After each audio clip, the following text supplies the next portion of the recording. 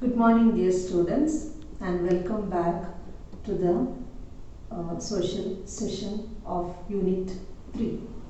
So, in the previous classes, we have learned about Egyptian civilization.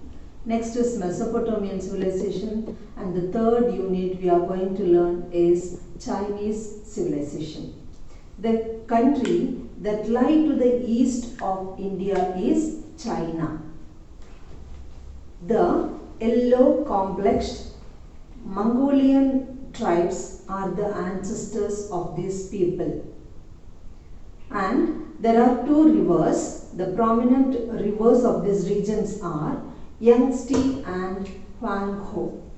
Yangtze and Huanghe.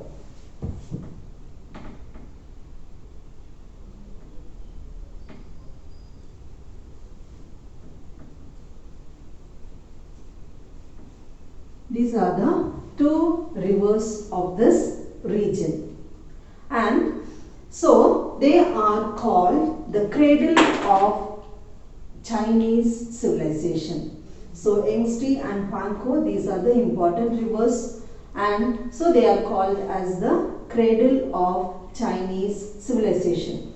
And initially they ruled from the villages. Gradually they developed the trade by growing paddy and silk. They developed by growing paddy and silk.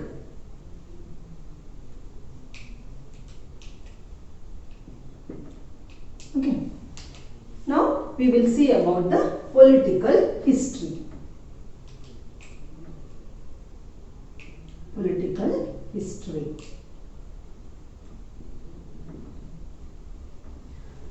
So, the first ruling family was the Shang dynasty. Shang dynasty, S-H-A-N-G dynasty. First ruling dynasty was Shang dynasty. It ruled between the period of 18th century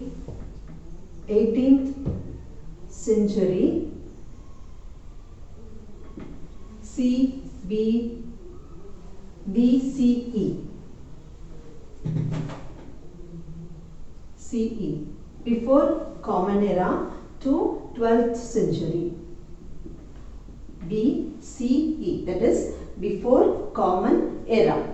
And the prosperity of Shang dynasty depended on agriculture. They depended on agriculture. Okay, they depend on agriculture. And the Chinese mastered the craft of producing bronze and porcelain dishes. So, they had the craft of producing bronze and porcelain dishes. And after this Shang dynasty, it was replaced by the Zhou dynasty.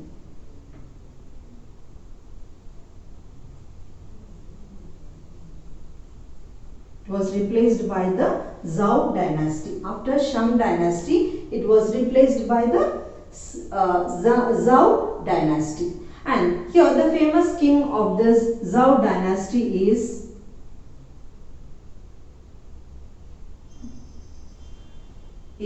Wu Wang. So the famous king of the Zhou dynasty is Wu Wang. And during this period, there was well-known philosophers were there. They are Confucius and Lao Tzu.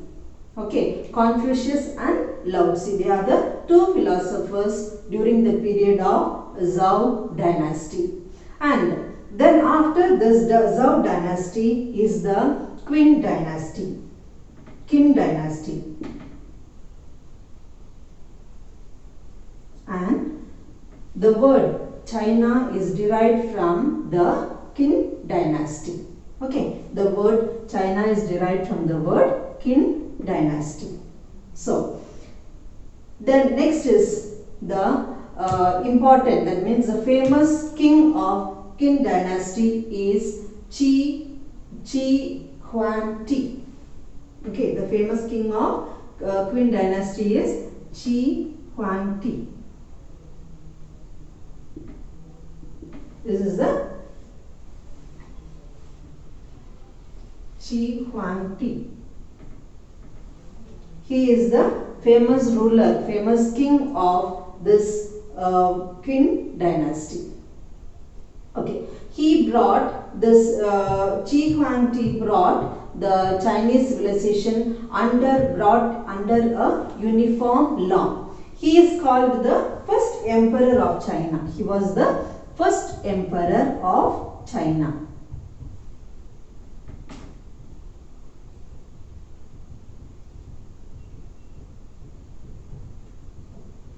And he built a 1500 mile long Great Wall of China, and he has built the Great Wall of China. And why did he build the Great Wall of China? To protect China from the onslaught of enemies. So now who has built the Great Wall of China? Shi Huangdi, and he was the famous king of Qin dynasty. Okay, so after this Qin dynasty, China was ruled by Han dynasty, H-A-N, Han dynasty. Okay, and the famous king of Han dynasty was Wu Ti, W-U-T.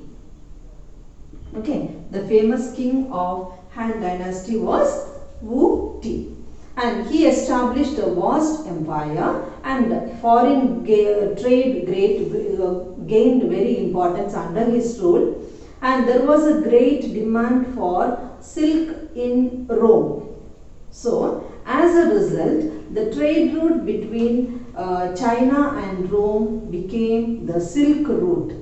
Okay, it has become the famous Silk Route, and also Buddhism has got great importance during this period. Art and literature received great patronage during this period. Hence, this period is called as the golden age to the Chinese history. So, this period is called as the golden age of Chinese history.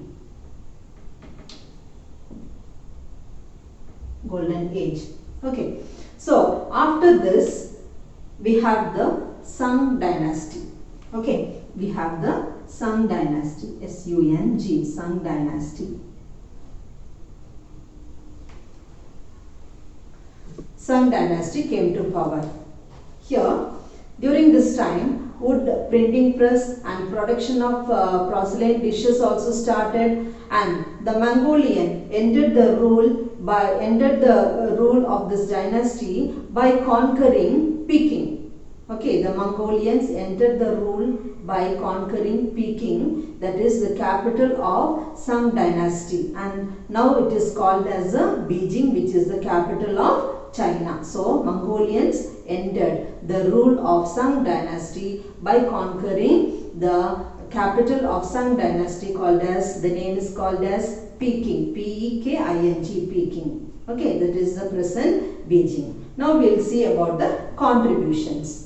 So, this Chinese introduced tea and silk to the world. They have introduced tea and silk to the world.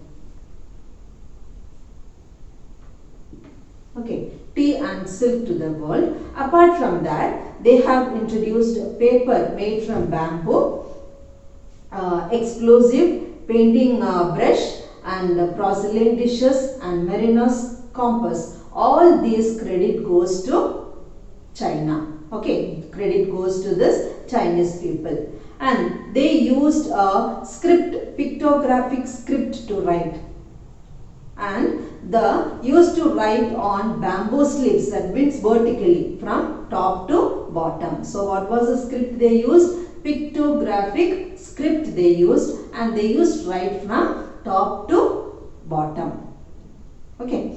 So, and this I told you two philosophers were there. They are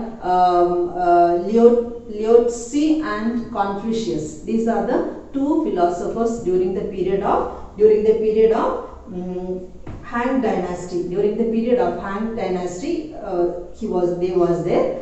and they were important. They taught this Lao Tzu, he taught a simple living, sacrifice and harmonious nature with harmonious relationship with the nature. And Confucius re-established the lost moral values in the society. Okay, so these are the two philosophers which during the period of Chinese period only two philosophers were there. So we have completed this lesson. It's very small and the names are also difficult. So once more we'll conclude this lesson. Chinese civilization flourished on the banks of river Yangtze and Huanghe, and they had trade relationship by growing paddy and silk. Political history, if you see, the important dynasties, Song dynasty, it was in the period between 18th century BCE and 12th century BCE, and they have developed agriculture. Zhou dynasty, the famous king of Zhou dynasty was Wu Wang, and Qin dynasty was also there, and Qin dynasty, you have got the name China derived from this Qin dynasty, and famous king of the Qin dynasty was Qi Huangdi, and he was the famous king of Qin dynasty, and he is the first emperor, and he constructed the Great Wall of China. That means 1500 miles long Great Wall of China. Why did he construct the Great Wall of China? To protect China from the onslaught of enemies. So next, after this Qin dynasty, we have the Han dynasty, and the famous ruler or famous king of this dynasty was Wu Ti, and after that it was declared as the golden age, because why? They have silk, and silk was got very importance there from Rome, and there was a famous route called as Silk Route also was created, and art and literature patronized during this age, and so it was called as a golden age. And after this the Qin dynasty, we have the Han dynasty, and after that we have the Song dynasty. Okay, in this, after this, that was the last one, and after that the Mongolian ended the rule of Song dynasty by conquering Peking, which is the capital of Song dynasty, and that is now it is called as the Beijing, the capital of China. And the important one, they introduced tea and silk. Apart from that, they have introduced paper made of bamboo, painting brush, and porcelain dishes was there, mariner's compass. All the credit goes to the Chinese, and they used to write on the script is called as a pictographic script, and they used to write on bamboo slips vertically from top to bottom. Hope you all have understood this. So thank you.